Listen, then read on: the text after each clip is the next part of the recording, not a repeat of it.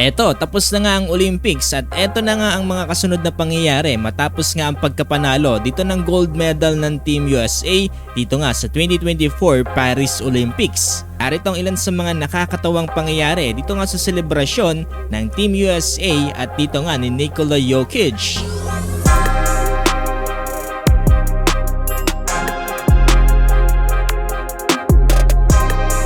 So tapos na nga ang misyon dito ng Avengers team na Team USA. So narito ang ilan sa mga pangyayari matapos silang talunin dito ang France dito nga para sa gold medal.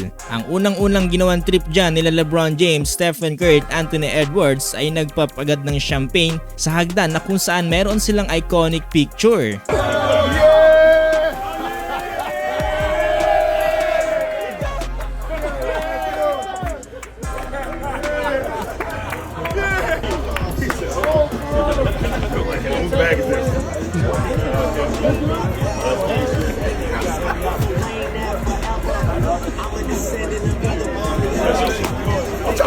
Yes, sir!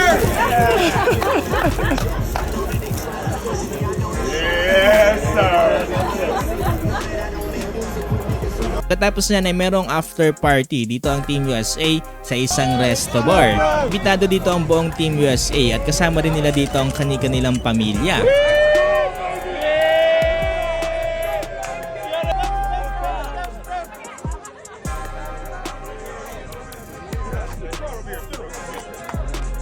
Congratulations.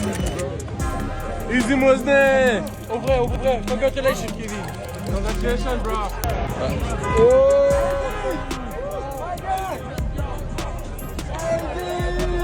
Dito nga sa loob ay nagkaroon ng isang magic performance dito para kay LeBron James at talaga namang ikinagulat niya.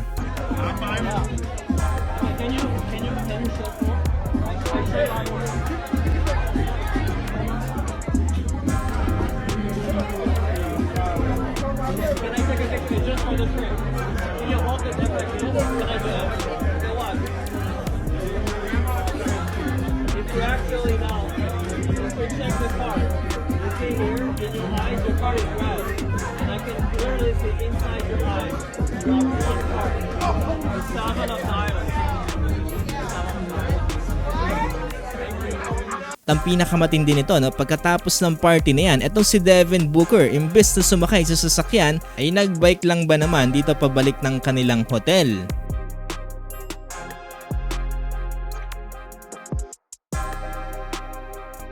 Sa kabilang banda, itong bronze medalist na si Nikola Jokic ay nag-i-enjoy na kagad ng pananood dito nga ng horse racing. Grabe, no? Parang side job lang talaga dito ni Nikola Jokic ang paglalaro ng basketball.